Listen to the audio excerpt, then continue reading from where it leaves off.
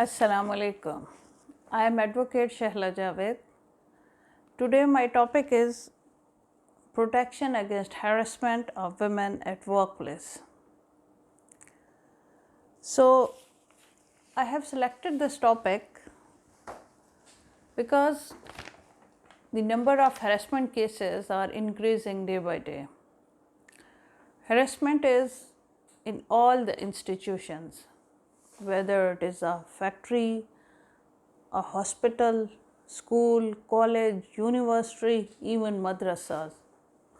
No institution is immune to it.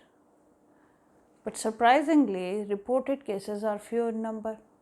Why? There are many reasons for that. So, the first reason is the misconception of law. Usually, the people confine the sexual harassment only to the extent of physical conduct of sexual nature, but the scope of this law is quite broader and wider.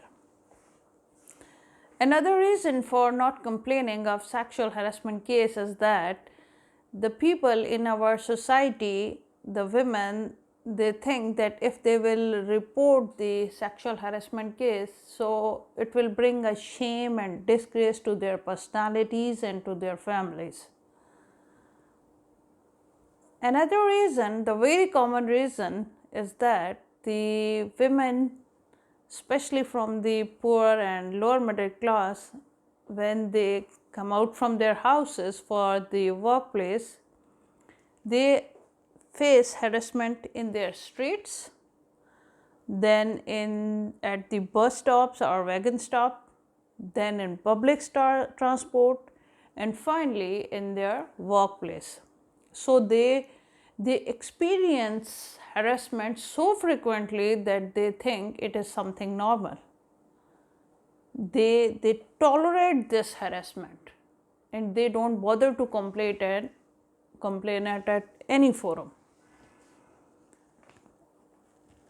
But there are many other social factors, so we are not going to discuss here the social factors, but 70% of our women, they are totally unaware how to react and respond the harassment. Many women, they don't know the laws and the procedure and the forums which are available to them for the redressal of their grievance.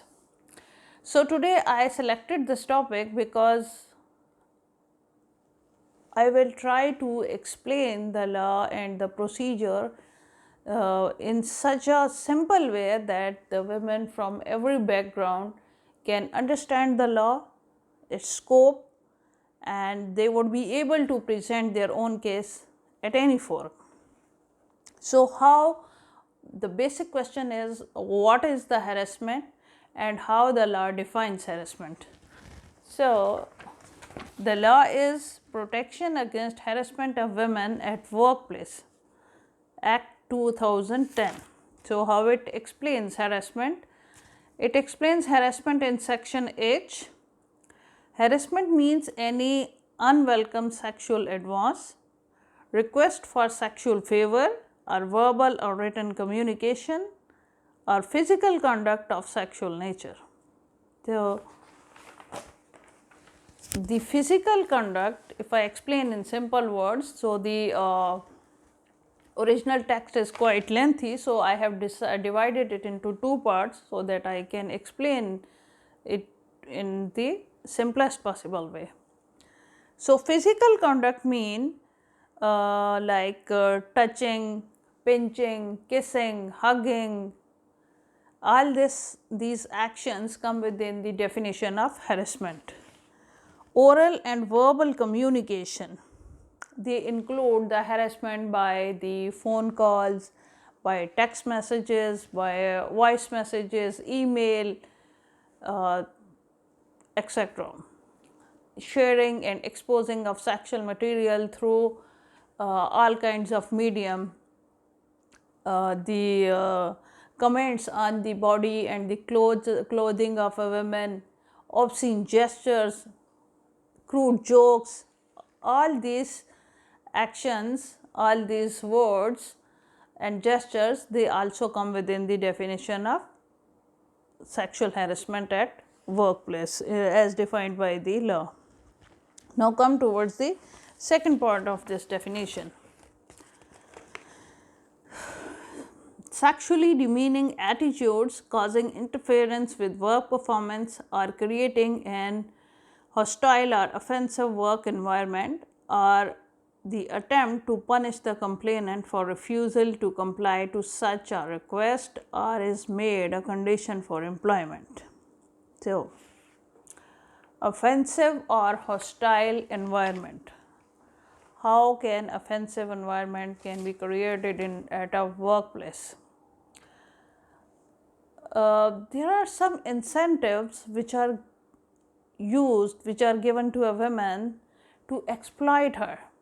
That incentives are promise to gain a job, promotion, monetary benefits like increase in salary, increments, promotion, transfer, good ACR, etc., etc. So, all these incentives are used as tools of harassment in case of refusal. If the woman she refuse any sexual favor to her colleagues or her executive or whatever, whoever is the harasser, so then the hostile environment is created to compel her, to compel the lady to accept the offer of harasser.